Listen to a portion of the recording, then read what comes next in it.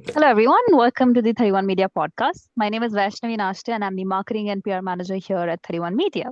Today's podcast is in collaboration with the National DevOps Conference and Awards. If you're interested in attending or exhibiting your tech solutions, please follow the link in the description to do so.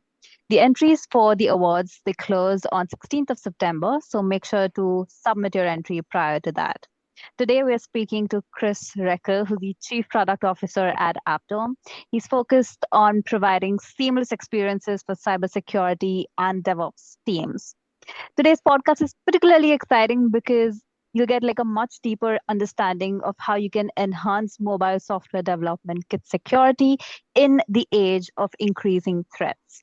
Chris has also written like a fantastic article on the DevOps Online website, so make sure to give that a read as well. Good evening, Chris. How are you today? I'm doing very well. Thank you. And thank you for having me here today.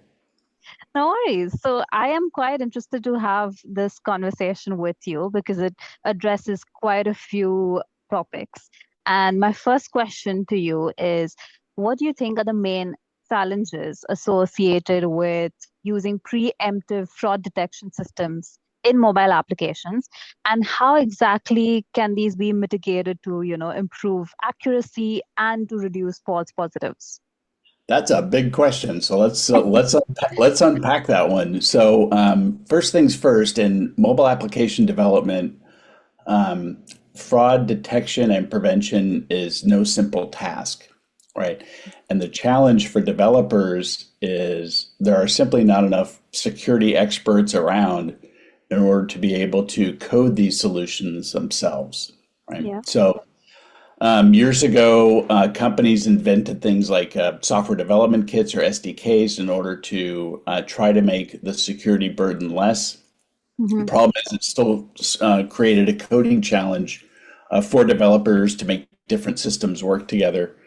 And so our approach to the market is to provide actually a platform, an automated platform that allows mobile brands to be able to select the fraud prevention features that they need within their mobile app, and then be able to implement those capabilities within about 5 minutes using our platform.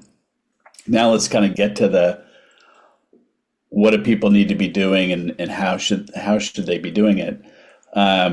You brought up a really important point about proactive fraud prevention. One of the things that we do here at Appdome is that we survey consumers every year.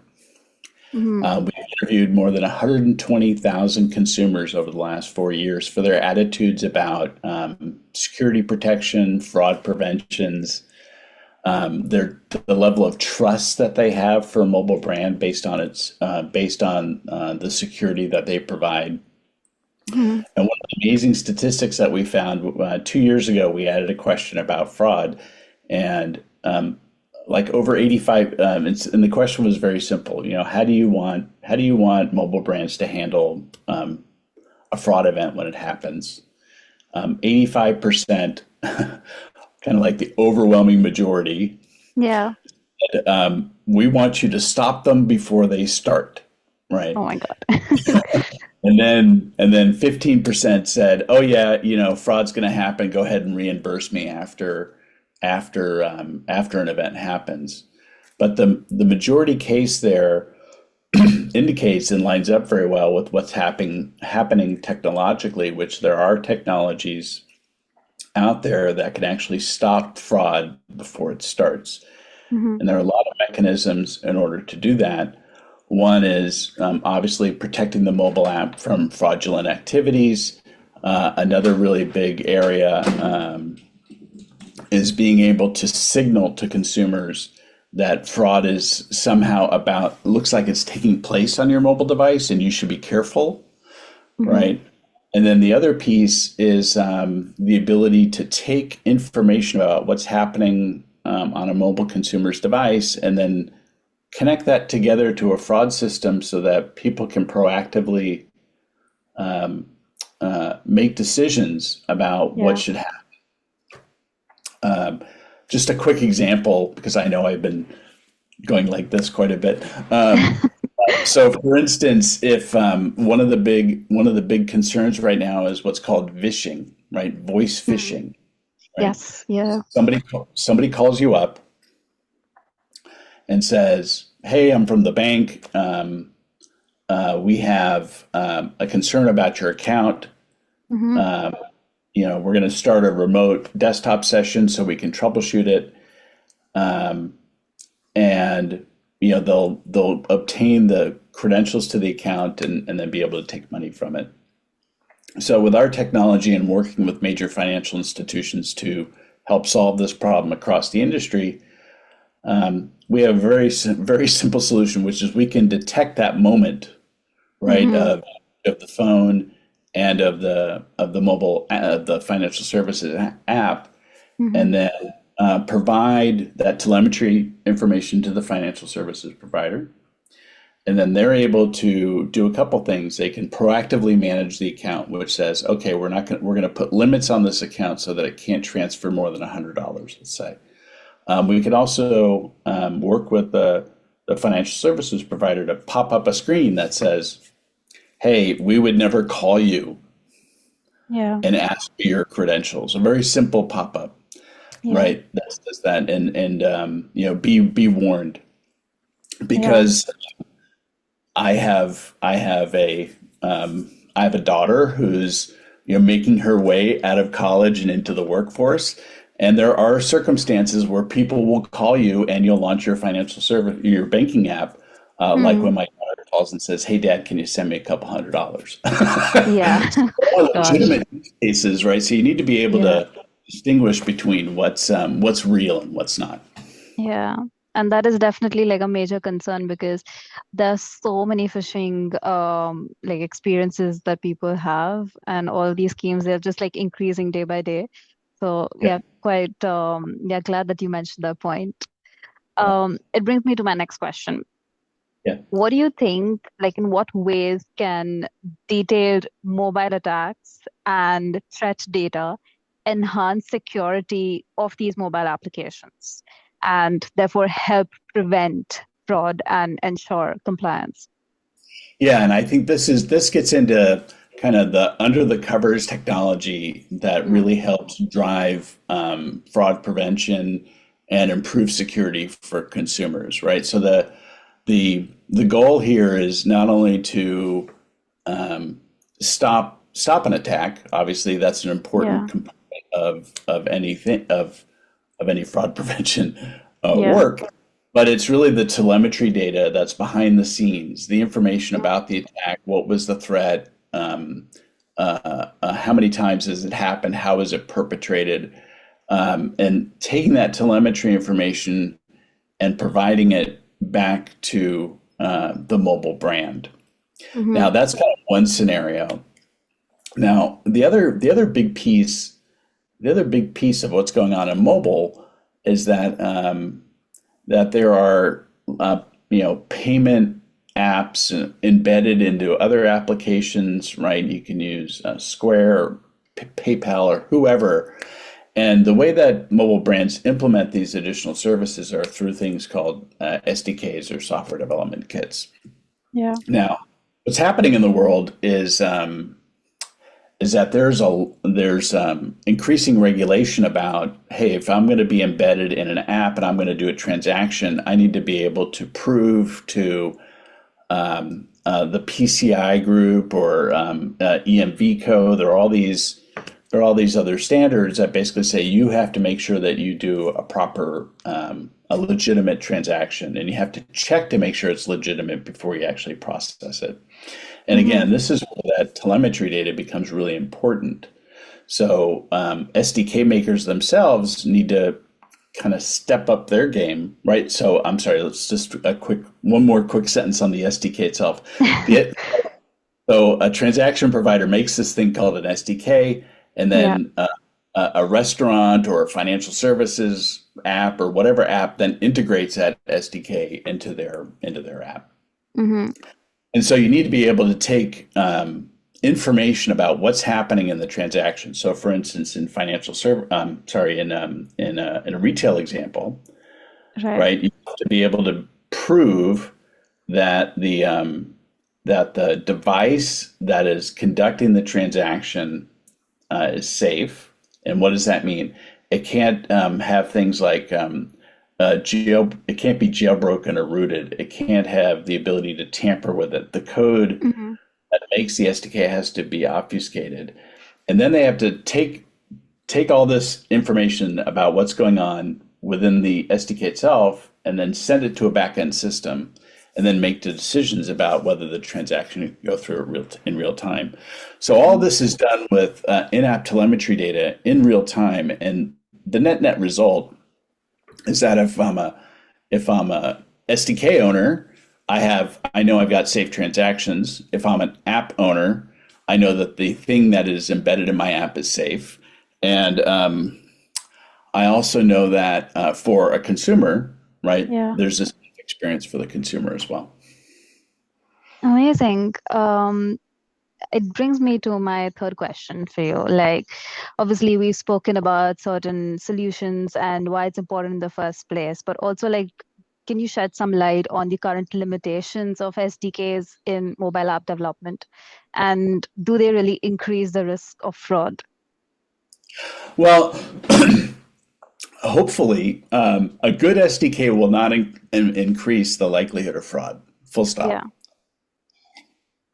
But there are some risks that need to be mitigated, right? Mm-hmm. So one of the things that's really important, and again, that's why these standards are driving this activity, is it's really important for an SDK maker to obfuscate their code. And obfuscation is a fancy way of saying scramble it up so nobody can actually figure out what your Mm-hmm. IP is, right? And really that's a base capability that the SDK maker, if they're not doing that, they need to be doing that, right? Because it's self-protection.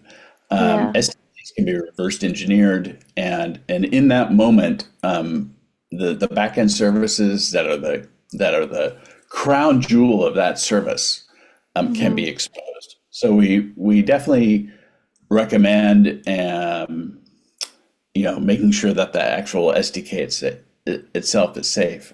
And part of the challenge here for SDK makers has been again been a game of manually doing this your work yourself Yeah. or relying on some old school kit to be able to do this work. And obviously, as with an automated platform that's machine learning driven, that's been, does thousands and thousands of applications a day, we say, look, there's a better way to do it. It can be fully automated. Yeah. In the moment that those vulnerabilities happen, again, you have unsafe transactions. That SDK maker themselves, again, is exposed to potentially having compromise to the backend systems, which it has two impacts. One, it could be the end of that company. And two, because those SDKs are embedded in lots and lots of apps, it has a very Yeah. broad effect of how it impacts Mm. consumers at large, right? Because it's not like that SDK is only deployed in one app. It's in 10 apps or hundreds of apps, or if you think about some of the more popular financial transaction apps or retailing apps, Yeah. that transactions, that could be even thousands of apps. Mm. But why do you think they're the prime target when it comes to malicious activities? I think it was just that uh, it's a springboard off of my last sentence, right? Which is the extent to which SDKs are deployed within mobile apps makes them a Mm. prime target. Because if I can go attack one thing Mm-hmm. and on an aggregated basis get exposure to millions or tens of millions of transactions or even hundreds of millions of transactions, that SDK a prime target. Yeah. Like saying it that way, but it's a numbers game, right? For bad actors, right? How many humans or how many transactions can I get in front of in order to get the biggest bang for the buck? Again, for lack of a better way to put it. Right. And when it comes to like addressing this particular issue from your experience, like how can SDA protections go further to sort of avoid the entire fraud section? Well, not avoid. You probably cannot avoid it You 100%, but can't to avoid it, prevent but it. yeah, I Yeah. mean, so we work with lots and lots and lots of SDK makers. I've had lots of discussions with their engineering teams and their product management teams. And again, there's a couple of schools of thought here. One is they're doing best with the tools that they have and Mm, the risk that they have to mitigate. I've seen other organizations that basically um, spend somewhere between 10 and 20% of their engineering dollars on security. In other words, they are constantly trying to figure out new ways to protect their SDK. And that 20% of dollars to do that effort on their own is 20% of dollars that they're not focusing on doing feature enhancements and mhm. adding to other capabilities of that SDK. So that's certainly an approach, but it's not very scalable because Mm, they only have certain resources that are focused on yeah. security. And I think that's where an advanced and vibrant kind of mobile app security market helps, Hmm. right? Which is you can focus, you can use less of those dollars to use a third party to be able to enhance the security of the SDK without having to do the work yourself, right? Two, you get the benefit of lots of many more security researchers and much more security development, and you also get the so-called throat to choke. That Mm, if you have something that's a supported product, that you're able to make sure that there are plenty of enhancements too. yeah. Okay. Sounds great. And that's it for my list of questions. Thank you so much for Yeah, sure. providing so much information regarding fraud detection. I can see that you're getting emails, I assume. I Um, apologize for that. Yeah. no, that's fine. Don't worry. I think on my screen is popping as well. Work life, isn't it? Yeah, exactly. But anyway, thank you so much for today's podcast, Chris. It was really nice chatting with you. It was great to speak to you too, and look forward to talking to you again on future topics. Amazing. Perfect. We already have like a podcast in mind. So yeah, let's do it. Okay, sounds good.